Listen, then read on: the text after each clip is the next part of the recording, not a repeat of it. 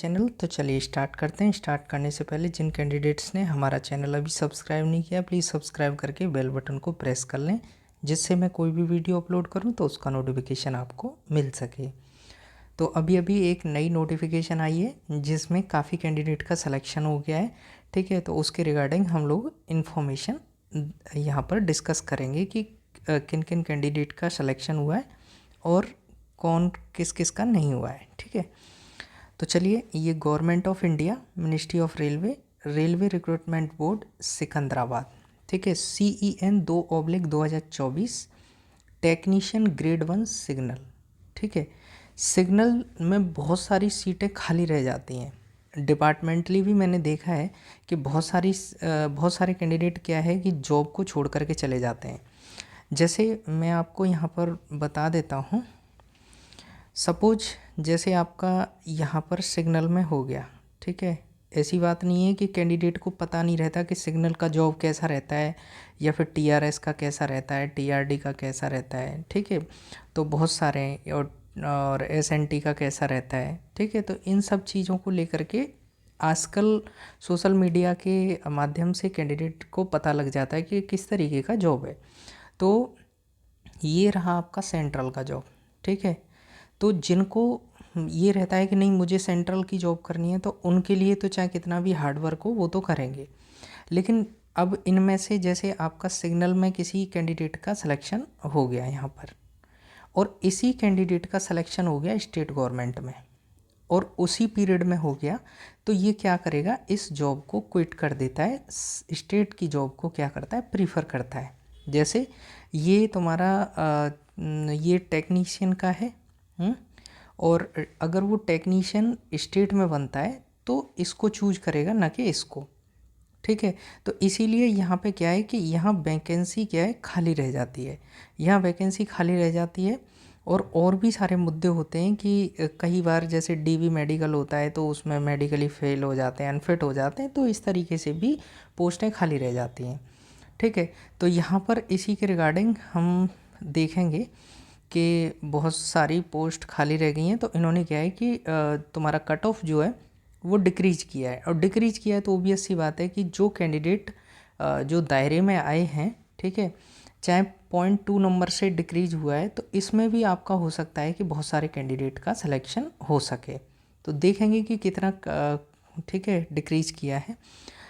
ठीक है, after supply provisional recruitment panel 1। ठीक है, the following 19 number of candidate are provisionally short listed to appear for additional document verification. मतलब government ये तो कर रही है कि एडिशनल वेरिफिकेशन ये वो इस तरीके से। अरे भाई, सीधी सी बात है कि आप सिर्फ वेटिंग लिस्ट अगर दे दें ना, तो वेटिंग लिस्ट में क्या है कि बहुत सारे कैंडिडेट ऐसे होते हैं जिनको जॉब नहीं मिलती है। ठीक है, उनको भी जॉब मिल जाएगी।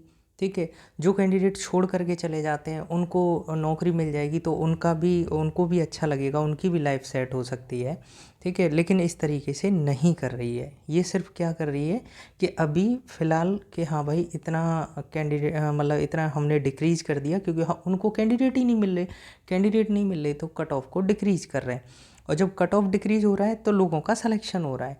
ठीक है, ये कब तक करेंगे, जब तक सीटें भर नहीं जाएंगी। उसके बाद में ये क्या करेंगे कि ब्लॉक कर देंगे, और ब्लॉक करने के बाद में जो भी वैकेंसी रहेंगी वो उसे आगे के लिए ट्रांसफ़र कर देंगे, और उनका नोटिफिकेशन एक अलग से निकालेंगे। इस तरीके से इनका रहेगा। वैसे मेरा मानना ये है कि सपोज आपने यहाँ पर 2000 पोस्ट निकाली। ठीक है, 2000 पोस्ट निकाला। ठीक है, 2000 पोस्ट में आपका 1500 कैंडिडेट आपने सेलेक्ट कर लिया। ठीक है, अब 500 कैंडिडेट मतलब रिजेक्ट हो गया इसमें से किसी कारण से। ठीक है, या प्रॉब्लम हो गया, कुछ भी जो भी है। ठीक है, यहाँ पर 500 कैंडिडेट निकाल दिया आपने, तो 1500 कैंडिडेट ये हो गया, 500 ये हो गया। उसके बाद में आप क्या कर रहे हैं कि पैनल निकाल रहे हैं। ठीक है, DB के लिए बुला रहे हैं। ठीक, DB के लिए बुला रहे हैं, सॉरी। तो DB के लिए इनको बुला रहे हैं कि हाँ ठीक है, हमें कैंडिडेट नहीं मिल रहे, तो हमने कट ऑफ क्या है डिक्रीज़ कर दिया, और डिक्रीज़ कर दिया तो जो कैंडिडेट इसमें से आने होंगे वो यहाँ पर बुला लेंगे ये, और उनका DB मेडिकल वगैरह करा के उनको नौकरी दे देंगे। ठीक है, उसके बाद हमारा मानना ये है कि भाई सीधी सी बात है, आप वेटिंग कर दीजिए, ठीक है। वेटिंग में क्या रहेगा कि आपको फिर टेंशन लेने की ज़रूरत नहीं है, ठीक है। आरआरबी को टेंशन लेने की ज़रूरत नहीं है, क्यों? क्योंकि आप क्या करें कि जैसे कैंडिडेट यहाँ से छोड़ करके जाता है, ठीक है, आपने 2000 कैंडिडेट बुलाए थे, ठीक है, उसमें से 500 अनफिट हो गए या कोई प्रॉब्लम हो गई, लेकिन ये 500 अनफिट हो गए, इनके बाद में भी तो कैंडिडेट रहेंगे।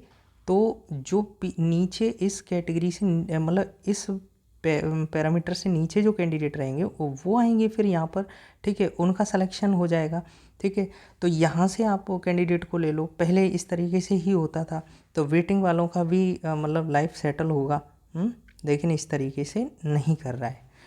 तो चलिए देखते हैं किस तरीके से इन लोगों ने बोला है, तो देख लेते हैं। द टेक्नीशियन वेरिफिकेशन 1, ठीक है, for the post of technician grade 1, ये टेक्नीशियन ग्रेड 1 के लिए है।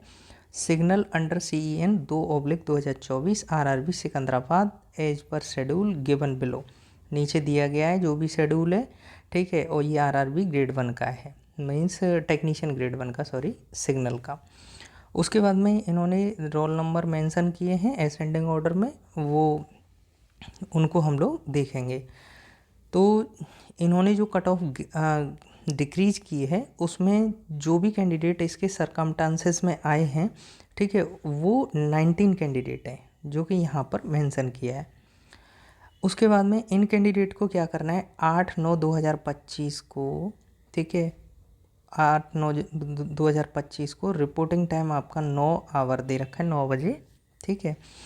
उसके बाद में आपका क्या करना है, candidate are advise to upload clear and, ये इस तरीके से मतलब जो आपके डॉक्यूमेंट्स वगैरह हैं वो आपके क्या क्या डॉक्यूमेंट्स हैं वो मैं बता दूंगा अभी। ये आपको इस वेबसाइट पर जा कर के अपलोड कर देते हैं, बिल्कुल क्लियर विजन होना चाहिए, ठीक है। इस तरीके से नहीं कि फेड वेड हों, ठीक है, कटे फटे डॉक्यूमेंट्स हों, इस तरीके से नहीं चलेगा। और जो ओरिजिनल डॉक्यूमेंट है वो प्रॉपर तरीके से आप करिए। The document verification DV will be held on 8/9/2025 Monday, reporting time 9 hours eight railway recruitment board south Lalaguda, ठीक है, बिहाइंड इरीसेट कॉम्प्लेक्स सिकंदराबाद, ठीक है, इस तरीके से तेलंगाना, ये एड्रेस दिया है। ये RRB में ही आपका डॉक्यूमेंट वेरिफिकेशन होता है जो कि इन्होंने यहाँ पर मेंशन किया है। Candidate are advise to bring all required document at the time of document verification as mentioned below, ठीक है। इसमें क्या है, ओरिजिनल सर्टिफिकेट लेकर के जाने, 3 करंट, 3 की जगह पे 6 लेकर के जाओ, आप 10 लेकर के जाओ, लेकिन फ़ोटो सही लेकर के जाना, ओके। क्योंकि ये फ़ोटो एक बार लगता है तो फिर ये जॉब में भी आगे इन्हीं फ़ोटो को ये लोग मांगते रहते हैं कि जो फ़ोटो आपका ID कार्ड पे लगा हुआ है वही फ़ोटो चाहिए, ठीक है। तो ये फ़ोटो आप बनवा के रख लीजिएगा, ये आगे फ्यूचर में भी काम आने वाले हैं, ठीक। उसके बाद में candidate must all bring copy of the same colour passport photograph which was uploaded in their online application during DV और मेडिकल, ठीक है। इस तरीके से देखो यहाँ भी वही बात बोल दी कि सेम पासपोर्ट साइज़ फ़ोटोग्राफ चाहिए, ठीक है, तो आप रखिएगा। उसके बाद में अपर पोर्शन ऑफ E-कॉल लेटर, ठीक है, E-कॉल लेटर में 2 पार्ट होते होंगे इस तरीके से, एक पार्ट मतलब इन्विजिलेटर ले लेता है, ठीक है, और एक पार्ट कैंडिडेट के पास में रहता है। तो जो अपर पार्ट है ना वो कैंडिडेट की कॉपी रहती है, तो कैंडिडेट अगर है उस कैंडिडेट के पास में तो ठीक है, नहीं तो वो RRB क्या करता है कि वो निकाल लेता है, ठीक है, निकाल लेता है, तो उससे इतना घबराने की ज़रूरत नहीं है, वो ले लेंगे, वो निकाल लेंगे और वो आपको दे देंगे, ठीक। उसके बाद में photocopy of both side Aadhaar card, ठीक है। उसके बाद रिसिप्ट ऑफ पेमेंट, इसमें मेडिकल एग्जामिनेशन फ़ी 24 रुपये, ठीक है। Candidate must be indicate at least 2 clearly visible identification mark on their face body well advance for entry in their medical memo, ठीक है। जो आपने मार्क जो है ना, जो बॉडी के ऊपर कोई भी मोल मार्क है या फिर कट मार्क है, जो भी है वो आपको देना पड़ेगा, ठीक है। तो इस तरीके से आप दे सकते हैं, ये रहेगा।